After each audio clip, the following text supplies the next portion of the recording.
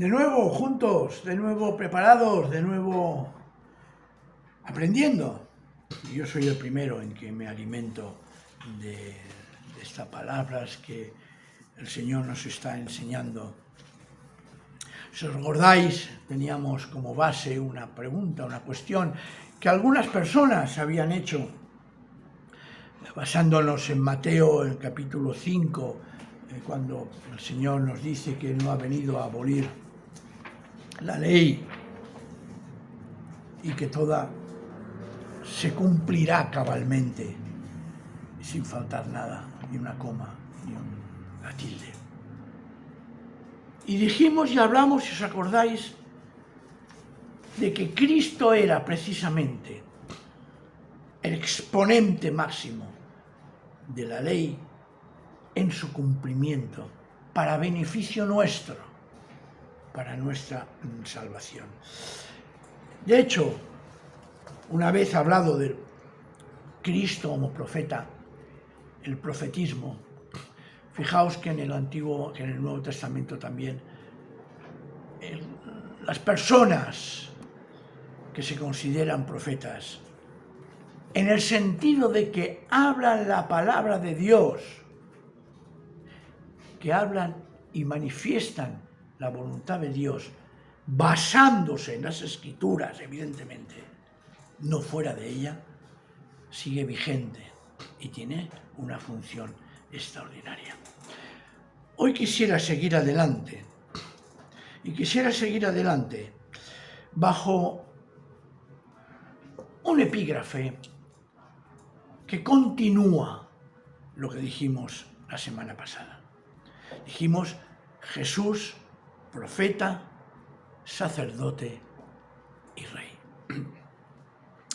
El sacerdote en el Antiguo Testamento era aquella persona del pueblo que se presentaba delante de Dios como representante de ese pueblo y para ofrecer sacrificios a Dios por los pecados de ese pueblo. Tenemos en Éxodo 29, en el libro del Éxodo 29, tenemos cómo es formado, es constituido, son llamados los hijos de Aarón a ejercer ese ministerio. Un ministerio que, siguiendo lo que hemos estado diciendo hasta ahora, también lo asume Cristo. Fijaos, dice en 29, dice, este es el ritual que seguirás con ellos para consagrarlos a mí como sacerdotes. Y sigue el ritual. Sí, hermanos, el sacerdote, diferente al profeta, que el profeta es Dios, ser humano, hacia el ser humano, hacia el hombre. El sacerdote es al revés, el ser humano, sacerdote y Dios. Y ahí es donde aparecen esos dos oficios, esas dos situaciones que el Señor, de Dios al ser humano y del ser humano a Dios. Claro, eso indudablemente tiene una estrecha relación con la mediación que después asume Cristo. Mirad, en Hebreos, la carta a los Hebreos, la carta a los Hebreos es una carta que, os lo digo sinceramente, a mí me encanta y me entusiasma. Ya lo he dicho más de una vez, fue la tesis que asumí en estudio de Hebreos en la licenciatura en teología. En Hebreos 5:10 dice así: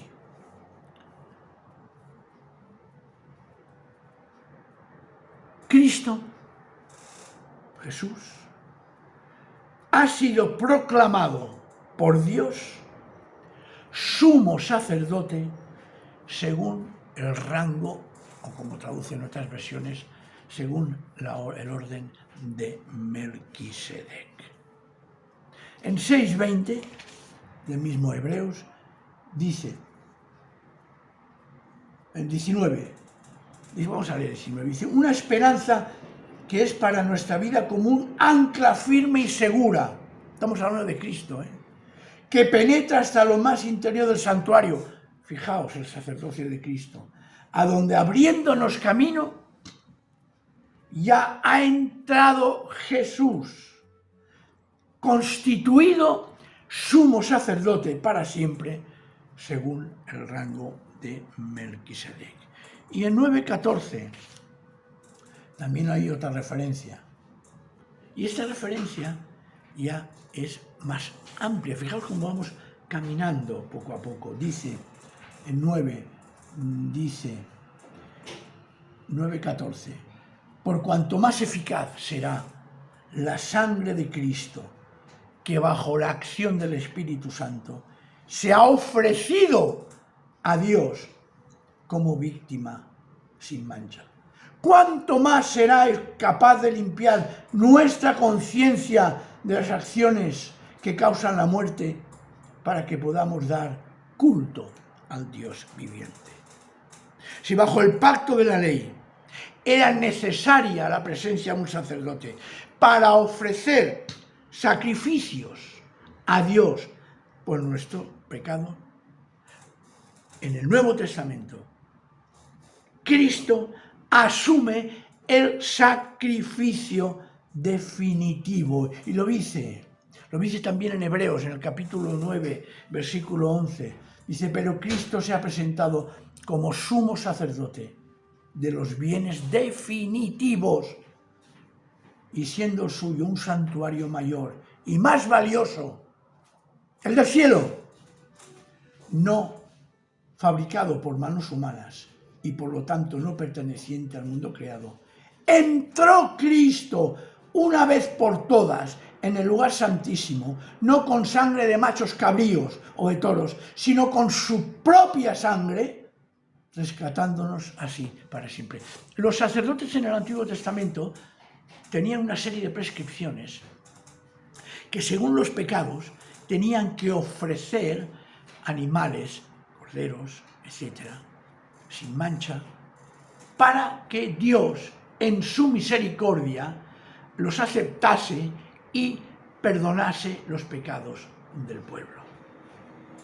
Pero resulta que en el Nuevo Testamento Cristo asume, pues como he dicho antes, Él es el compendio del Antiguo Testamento, asume en sí mismo varias funciones. Primero, Él es el sumo sacerdote, es decir, aquel que intercede delante de Dios su Padre por el pueblo. Pero no solamente es el sumo sacerdote, sino que Él mismo es la víctima, Él es el cordero, Él es la ofrenda para limpiar nuestros pecados delante del Padre. Pero es que además, con algo mucho más extraordinariamente importante, no en el templo hecho manos humanas, sino en el templo celestial, donde Cristo se ofreció Él mismo, fue el sumo sacerdote, fue la víctima, fue la propiciación por nuestros pecados, y entonces es recibido delante de Dios. Fijaos, en Hebreos 9:11 dice, cualquier otro sacerdote desempeña cada día su ministerio ofreciendo una y otra vez los mismos sacrificios que son incapaces, esos sacrificios que se hacían en el Antiguo Testamento, de borrar definitivamente los pecados. Estamos en Hebreos 10:11. Cristo, en cambio, después de ofrecer de una vez para siempre un solo sacrificio por el pecado, está sentado junto a Dios. Tremendo, tremendo. Ya no necesitamos sacerdotes. Ya no hace falta que nadie diga, es que gracias a mí has conseguido esto. Es que ven a mí, como hacen algunas iglesias, yo te perdono los pecados. No, por favor, Cristo es el único que puede perdonar los pecados. Y su mediación sacerdotal es tan eficaz que es constituido sacerdote para siempre, según el rango de Melquisedec. Es curioso, algún día pues, tendríamos que hacer un solo estudio sobre este Melquisedec. Melquisedec es un personaje que aparece en Génesis 14 y que no tiene nada que ver con Aarón ni el sacerdocio levítico. Melquisedec es un personaje que, repito, aparece en la época de Abraham. Abraham tiene que acudir y salvar y liberar a unos cuantos de sus amigos. Y cuando Abraham vuelve de la derrota, dice el versículo 17, repito, en Génesis 14, 17, cuando Abraham volvía de derrotar a Cardolaomer y a sus reyes aliados, el rey de Sodoma salió a su encuentro en el valle de Sabe, el valle del rey. Y aquí aparece un personaje. Y Melquisedec, rey de Salem. Melec significa en hebreo rey y Shalem paz. Dice Melquisedec, rey de Shalem y sacerdote del Dios Altísimo, le ofreció pan y vino y bendijo a Abraham con estas palabras: que el Dios Altísimo, creador del cielo y de la tierra, bendiga a Abraham. Bendito sea el Dios Altísimo que entregó en tus manos a tus enemigos. Entonces Abraham dio a Melquisedec el diezmo de todo. Tremendo. ¿Quién es ese personaje? En Hebreos, por ejemplo, en Hebreos nos dice que no tenía ni padre, ni madre, ni descendencia, etc. Con lo cual nos está indicando algo curioso que yo quisiera decir, pero decirlo de tal manera que no se nos vaya la imaginación por otras cosas que no lo son. Ese Melquisedec es un sacerdote de un templo divino. Es sacerdote del Dios Altísimo. Es el sacerdote que no tiene nada que ver con el sacerdocio, como he dicho antes, de Aarón ni de la tribu de los levitas. Algo que aparece y desaparece. Y de ese sacerdocio, a ese sacerdocio pertenece Cristo. A ese sacerdocio pertenece Cristo. Por eso, es un elemento esencial. Como resumen, y vamos a afirmarlo seriamente, como resumen, como compendio de todo el sacerdocio que representa el Antiguo Testamento. Teniendo claro, pues, que tenemos ya a Cristo Jesús como profeta, el gran profeta, la última revelación de Dios, como nos dice perfectamente también Hebreos en el capítulo 1, que nos dice así: Dios habló en otro tiempo a nuestros antepasados por medio de los profetas, y lo hizo en distintas ocasiones y de múltiples maneras. Ahora, llegada la etapa final,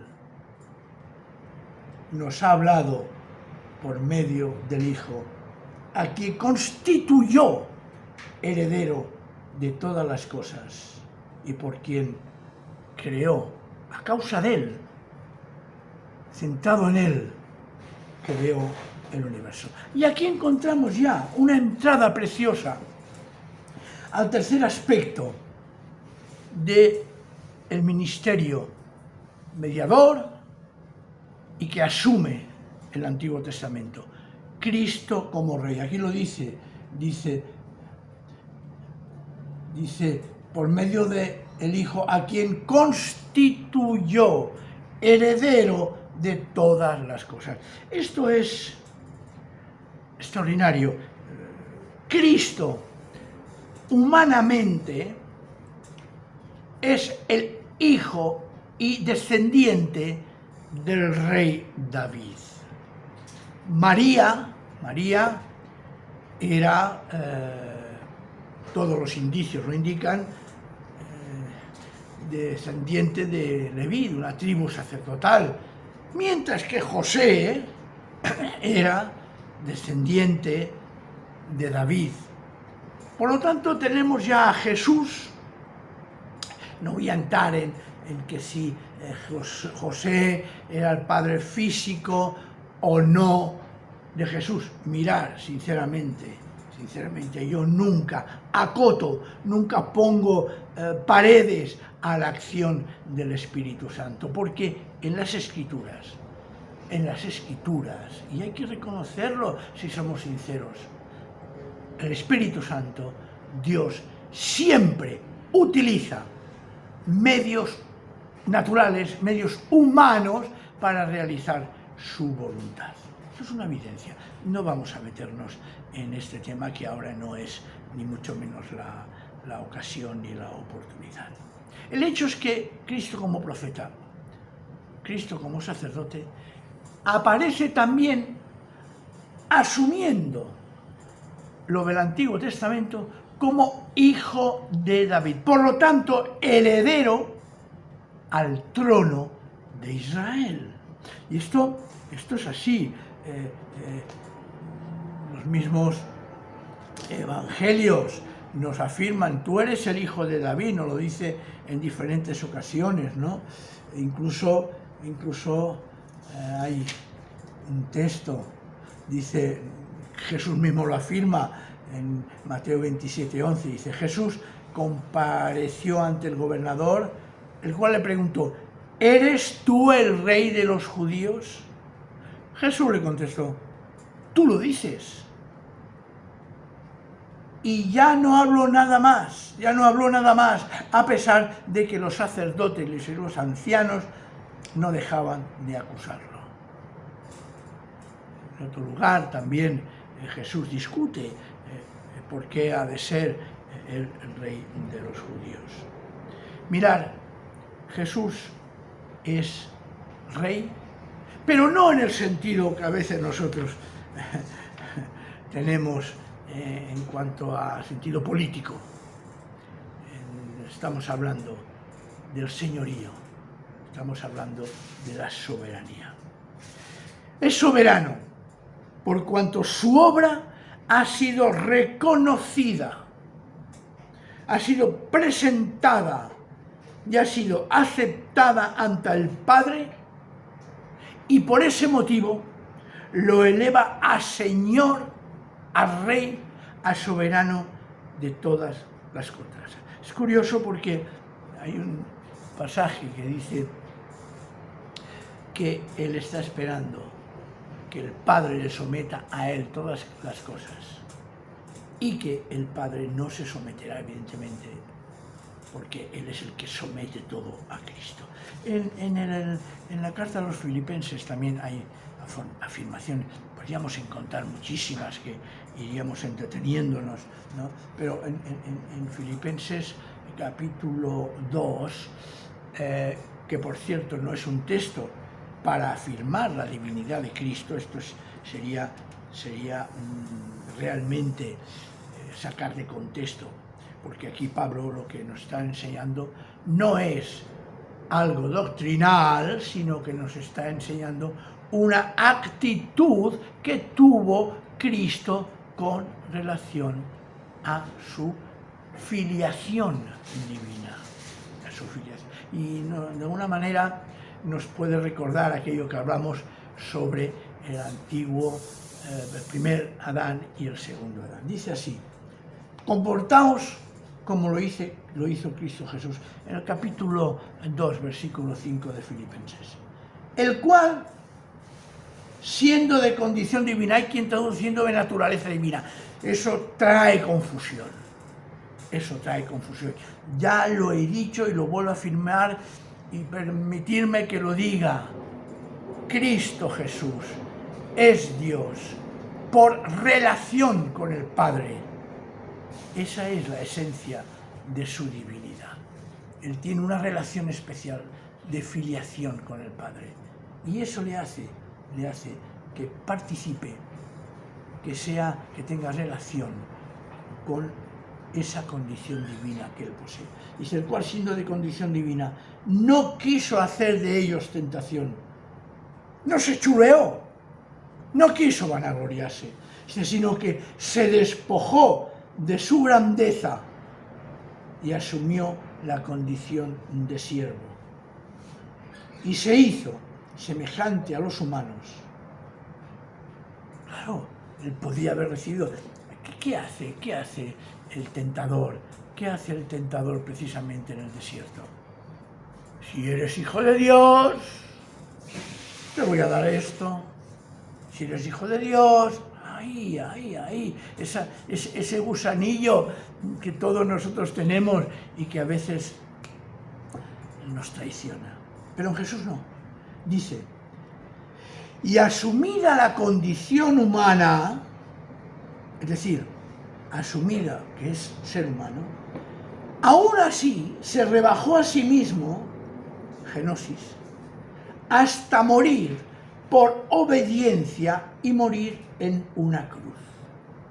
Por eso Dios lo exaltó sobremanera y le otorgó el más excelso de los nombres, para que todos los seres en el cielo, en la tierra y en los abismos caigan de rodillas ante el nombre, la persona de Jesús, y todos proclamen que Jesucristo es Señor.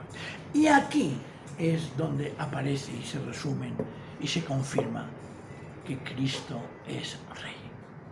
Así que, hermanos, para acabar este bloque, que son dos estudios, el del sábado pasado y este, vamos a hacer un esfuerzo y vamos a comprobar. Cuando Cristo dice que ni una tilde, ni un ápice, ni una letra, ni nada de la ley dejará de cumplirse, no está hablando de un cumplimiento legalista.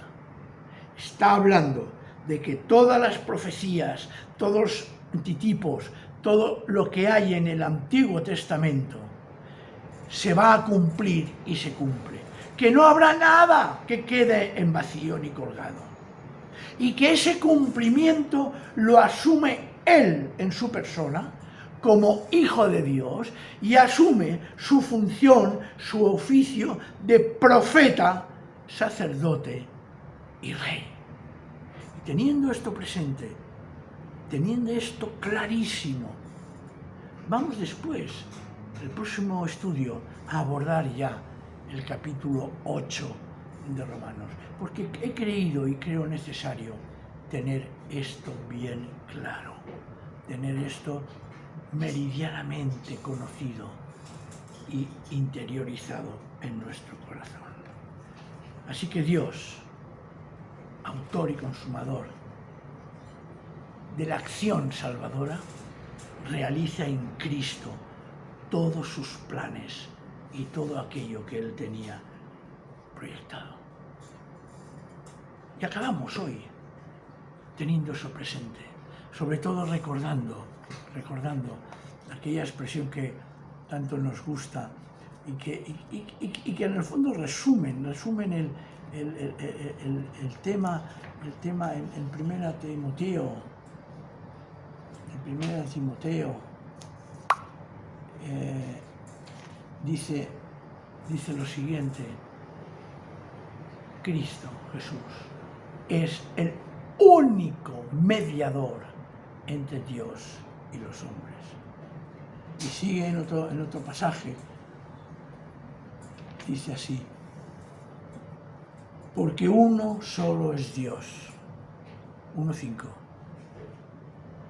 y uno solo es el mediador de Dios y la humanidad, el hombre Cristo Jesús, que se entregó a sí mismo como rescate por todos, como testimonio